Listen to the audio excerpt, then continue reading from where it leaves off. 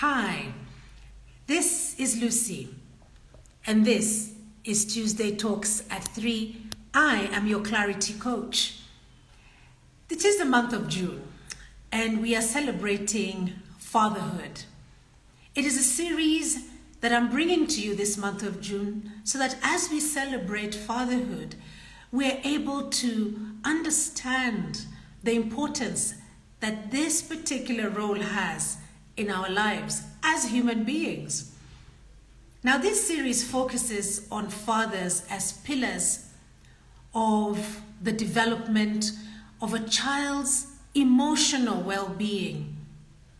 In this particular series, we seek to know what fathers teach their children.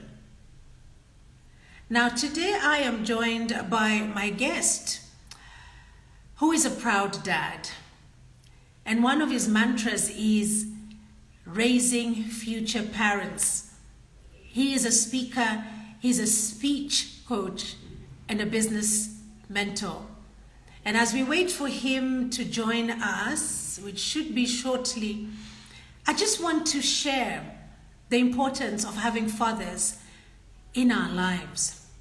The traditional home would have a father and a mother, therefore two parents.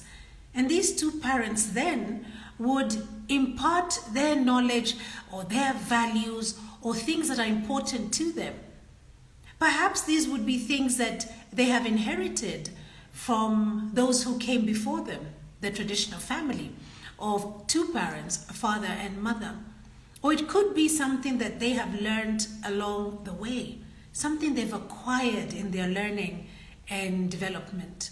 Because it totally depends on the perspective that you as an adult have when it comes to the important things and how you arrive at them. Now, in our setting, especially as Africans, in the past, we came from bigger families, which traditionally was not just one father and one mother. Although those would be the biological people that bring us to being, we actually had one father and many mothers. So we created a whole community. In so doing, we had the additional relatives. And these relatives were our uncles, our aunties, our grandparents. And therefore we were raised by a village. Now, as we think about being raised as a village, you think about all the father figures. Now, that's where I'm coming from.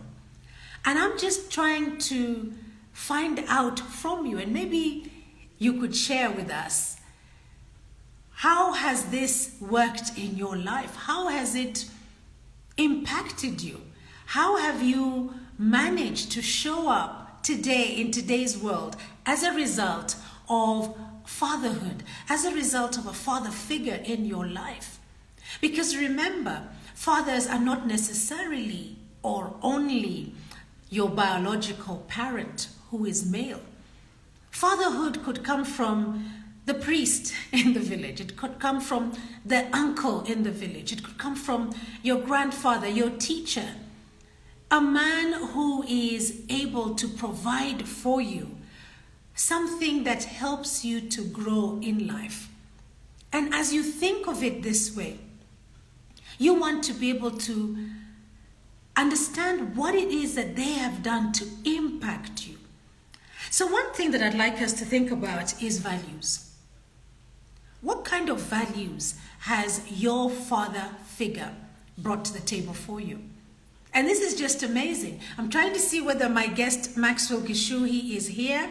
I see he has joined us. Maxwell, kindly request to join the live so that I can give you the permission. Kindly come through. I do not see any requests yet, so maybe you're on mute and you can't hear me. But so we're talking about the impact that fatherhood has had on you. And I'm inviting you to drop in some nuggets about what your father has said to you, or that man in your life who is a father figure for you. What have they said to you? How have they helped you shape into the person that you are today? How have they helped you show up? You see, fathers bring a whole different dynamic to the relationship. I honestly believe, and this is my personal opinion, that fathers in our lives give us an essence of confidence, give us an essence of identity, that we are able to understand where we're coming from. And I take this from personal experience, where I have seen families where they're single parents, and this means that there's only the mother who is present for the child, and especially if it is a boy, it is inevitable that by the time they hit the teenage years, they want to belong. They want to find another man, a male figure that they can relate to. And better still, if it is their father. Now, if their father is alive, they begin to ask these questions of the mother. And until they can trace where their father is, who perhaps has been absent in their lives for one reason or the other, it is that relationship that they desire. Why? The question was always why. Just because of creating identity. Identity is very important. So as we are on this month of celebrating fatherhood, because Father's Day is on the 18th of June, it's a shout out to fathers out there to share what is it that they teach their children. And not only fathers, it's a shout out to everybody out there. How have you been impacted by your father's life? And if not your father who is biological, by your father figure, whoever it is. It could be a school teacher. It could be a gentleman that you have met in places of networking that you have adopted as a father figure for you. And then once you do that, you are able to identify what is it about this person that you found so compelling that you chose them to be your father figure. Now, once we think about that, you want to be able to think even further and see what is the 1, 2, 3 things. Well, as we were preparing for this session, I did ask Maxwell, and I do hope, Maxwell, you can hear me and you'll be joining us soon. I did ask Maxwell, what was it that he taught his children? And the first thing that Maxwell said to me was that it was to be God's children and co-heirs. Maxwell is grounded in the Word. So this is a point for him, a focal point. And he goes into the Bible, and that's what he uses as his compass so that he can be able to depend on the Holy Bible to guide his children. Now, Maxwell, yes, you say you can hear me. So Maxwell, kindly request to join so that we can continue our conversation. I'm just going then, since I can see that you're here, I'm going to invite you. I have invited you. If you could accept the invitation.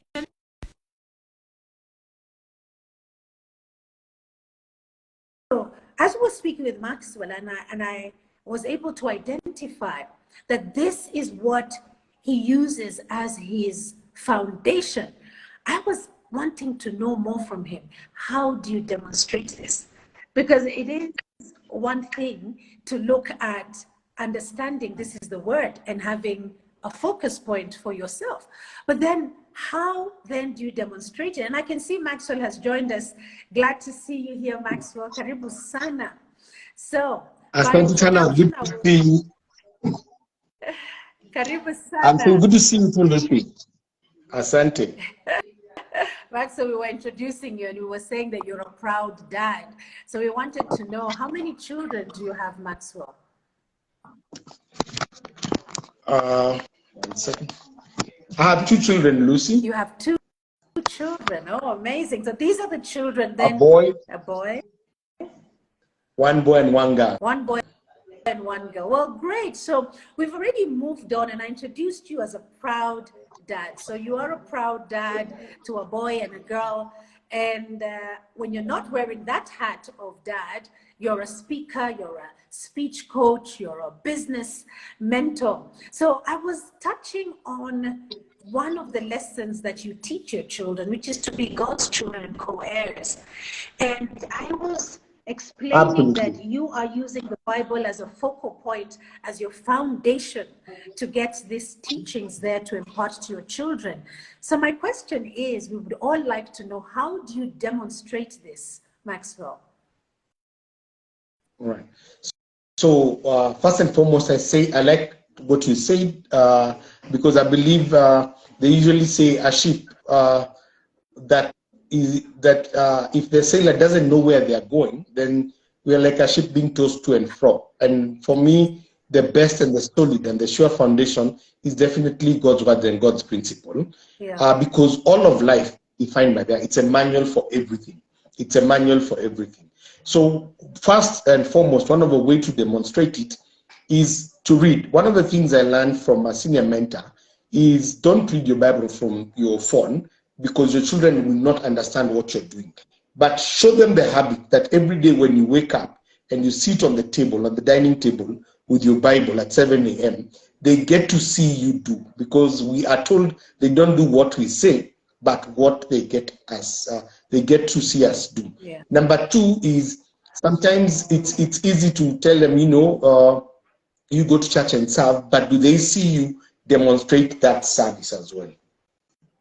Wow, that's amazing. Practice, like we say, monkey see, monkey do. So if they see you Absolutely. seated there and just going through this holy book, literally holding that book and revering this book, they will be able to do the same thing. And, an image just pops into my head right now, Maxwell.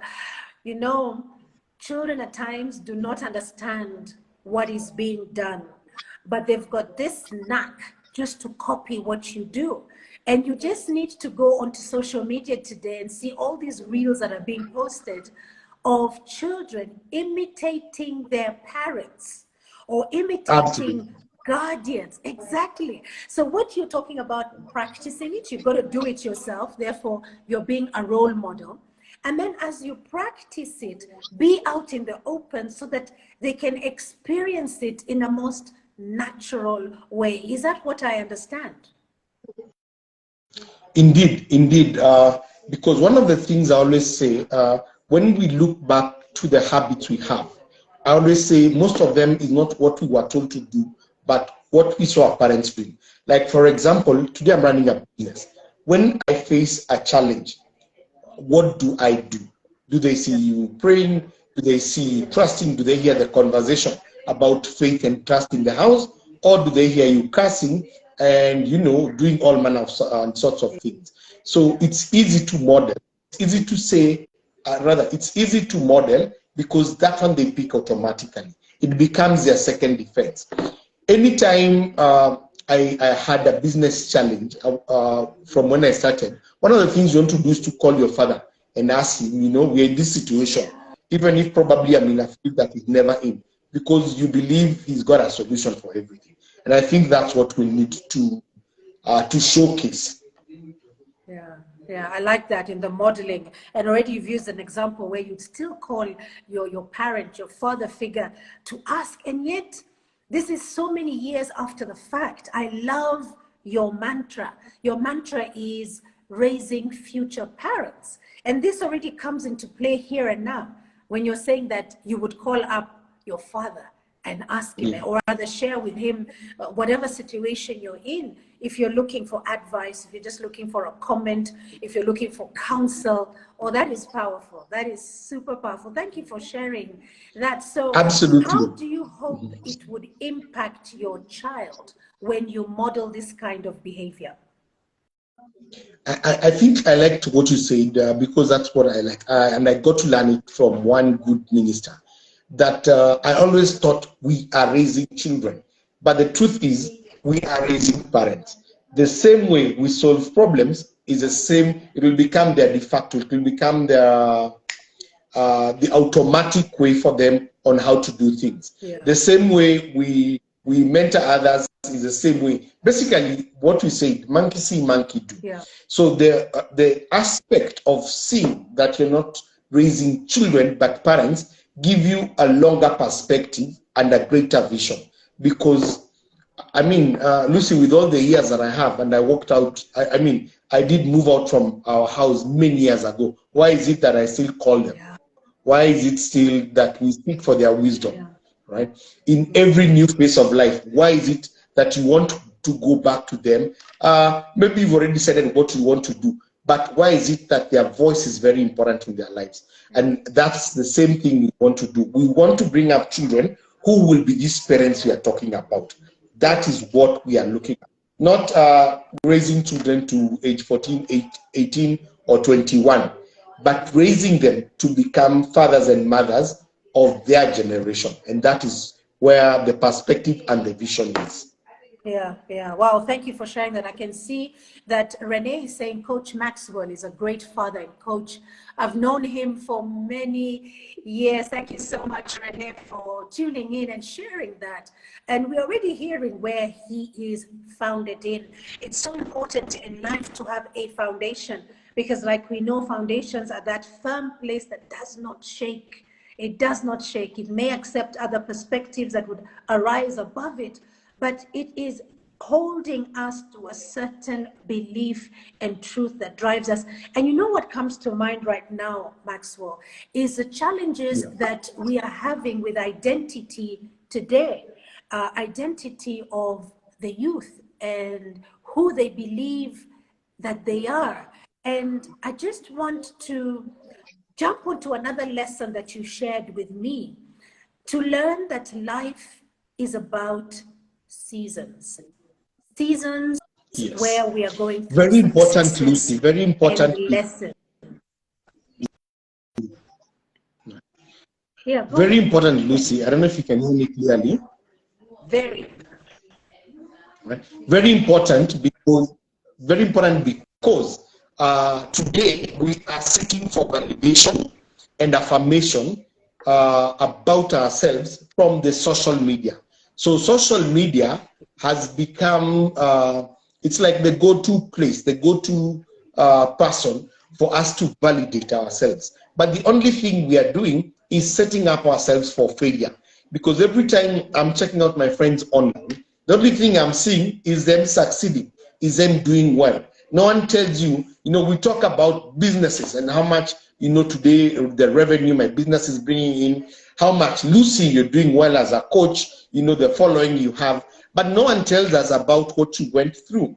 No one tells us about the challenges that you had to overcome to become the coach that you are. And I think that's one of the greatest danger we are having in these generations and in those that will follow us, that we have not been grounded or taught well that life is about seasons. And I think that's one of the things as a father I should prepare my children for. To tell them that today, when you succeed, you're still my son. Tomorrow, when you fail, you're still my son. Yeah. And that the sure thing in life is that there will always be different seasons. There will be seasons of success and what I call seasons of lessons, not failure. Yeah. Because the moment we train them to see the opportunities in failure, then we will bring up this kind of generations we see in Japan, where they see challenges as opportunities. Yeah. And in the last couple of decades, when organizations started redefining what we used to call problems as challenges, our perspective is different, and the way we think and deal with such issues and occurrence is very different. Because at the end of the day, we know that there is a solution, and we only need to maneuver, try things out, and we will eventually get to the solution. And I think that's one of the key things that we must ingrain in our children, to know that life is about seasons. And seasons are different for everyone, regardless of us having come, I could have been born on the same day, same hour, you're my twin. But our seasons in life would always be different. Wow, wow. When I hear you speak, Maxwell, another image pops into my mind about how we relate to life. And when we are looking at comparison, because again, identity also can be rooted, misdirected into comparison. There was something that was being shared on social media not long ago about the gestation period of a dog and an elephant. And as you know, the gestation period of an elephant is up to 2 years. Whereas a dog, literally in less than 9 months, they have their puppies. And therefore, you can be in a false area or space of mind, thinking that because you're a dog, you are mightier than the elephant. Because even when the elephant births, maybe it is 1 calf or 2, but you as a dog, you are calving, you are giving birth to maybe 9. You know, your litter is 9 puppies. So you're already comparing, and you are forgetting to look within yourself and see who you are and what that means for you. So how do you show up as a dog? How then do you show up as an elephant? So with this identity, what I'm hearing is that if you are not grounded and you have an individual in your life who guides you to understand why you are who you are, why we are who we are in our community, and where we belong in that community, then the confidence then is lacking, because comparison begins to rule us. And when social media goes live, we just watch what everybody else is doing, and we wonder why we're not doing the same thing. And yet, what you have said very loudly is about challenges being seen as opportunities, but these are not being shared on the social media. That's what I'm hearing. What else could you share with us on the aspects of lessons instead of failures? That number one, like I said, we are the ones demonstrating what we do. I think it was a story of Henry Ford. I'm not so sure if my memory serves me right. When the lab was going up in flames, and he said, "Go and call your mother, because she'll never see such a spectacular fire." The attitude by the father, you know, this boy is young, but that changes his entire life and his entire trajectory, because the father has demonstrated it. Another example I'd like to use is, I think one of the best basketballers was saying the day, I think it was during summer or something, and he was practicing, and he felt like a failure. And the dad asked him what was wrong, and he said, "You know, I don't think I make you proud if I don't win this season or something." But the father said, "You know, you don't change. You're my son. That is not determined by the results you get in whatever you do." And he says from that moment on, that weight was off his shoulders, and he became one of the best basketballers. And I think it is true in life. Even looking at the Bible, when Jesus was coming out of that river, and the father affirms him. And I think one of the things fathers must do is to affirm, reaffirm, and instill that confidence in their children, because the unsaid is greater than the sin, or rather the unseen is greater than the sin.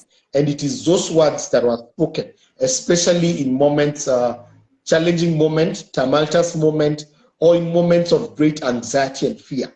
The words that came from our parents are the words that will steer us even 50, 60 years, 80 years down the lane. Yeah, so true. Oh, wow. Parents should affirm, reaffirm. And if this is coming from a father, how much stronger it is. You are my son. You are my daughter. Whether you fail, whether you succeed. And just interchanging the word failure, that it can be a challenge. It is an opportunity. We look at it as an opportunity. Yes, I remember that story, and I think it was Henry Ford, where the father was saying, "Call your mother, because she will never see such a spectacular sight." I remember this story. And what a way to look at disaster, you know, because, and I bring this up, Maxwell, because in my opinion, we as parents are not preparing children for what we call failures or lessons. Yeah. What do you have to share with us on that as a father?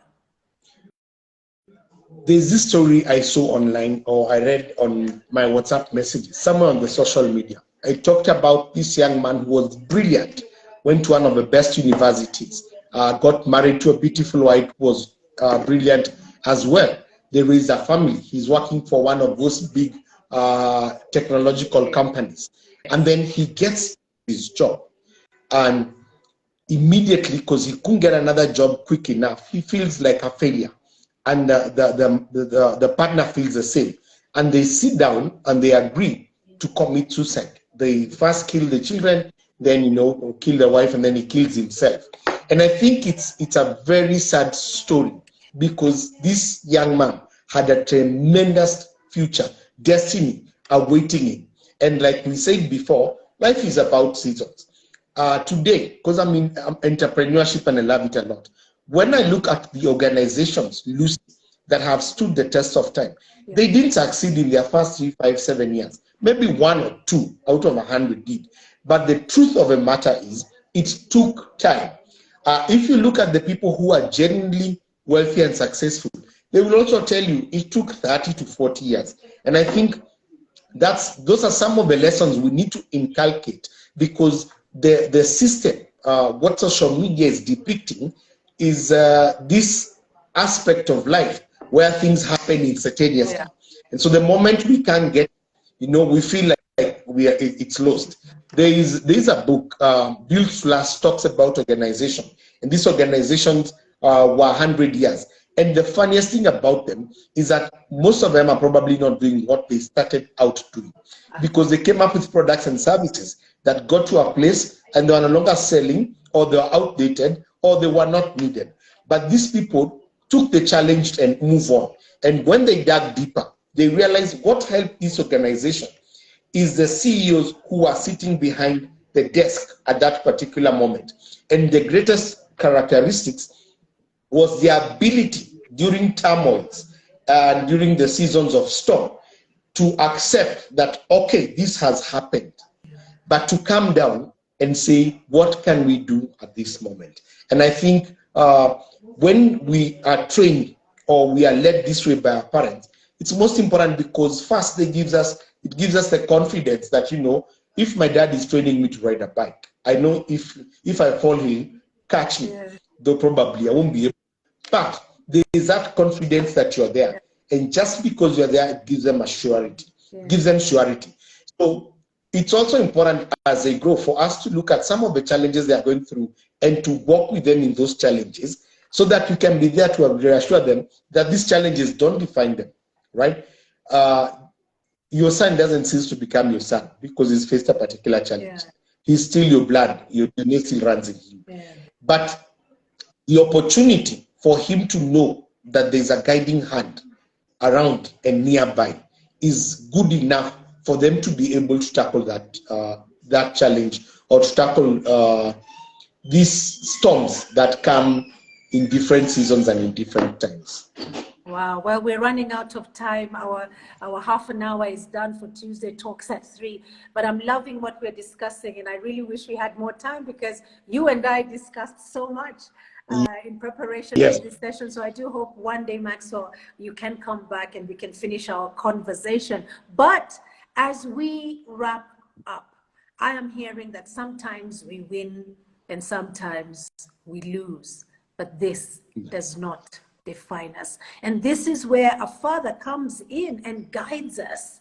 He gives us a guiding hand, and dare I say, a guiding heart, in that he can assure us that he is there for us because he is our foundation. So I would say, Maxwell, for those men who are out there who do not have biological children, what word can you give them today for them to be able to be this person to somebody else? I think, let me begin by saying I always feel very privileged and honored to have been born in Kenya and in Africa. Number one, because we are family-oriented people. We are a community. And most of the things, Lucy, that I've learned, especially as I was growing up, as a teenager, during those adolescent stage, are things we get to learn from our uncles, because, you're a bit more comfortable talking to them, about your fears. And that's one of the things I love about our country and our culture in general, across Kenya, that we are community-based, we are community, we are family, and that my uncles have been my mentors. In fact, when it comes to business, Lucy, I'll tell you, I have reaped more, even from my uncles, in terms of entrepreneurship, mentorship. because they're always there. They're always keen to find out what's happening. They're always keen to support you. They would buy stuff even if they don't need it, just to help give you confidence and promote your business. And I want to say that for all the men who are out there and we are looking, to make an impact in this world, in our society, that we all have that opportunity because, we can demonstrate what it is to be a great person. Yes. We can define, all right, to these young men who are wondering, what is it to be a man? Because the greatest challenge, especially boys will fight, is what is it to be a man? At what moment do they call me a man? Am I sure? Am I confident that I'm a man? And more often than not, the voices of these men around us, the voices of our fathers, our uncles, and the men around us can really help us in that aspect. And I would like to call a call to action that, wherever we are, can we be mentors and emulate what a real man is? Going out of my way, being kind and being good. What are the things, the characteristics that define a man? And I think we all have that opportunity to emulate and to showcase what it is to be a man.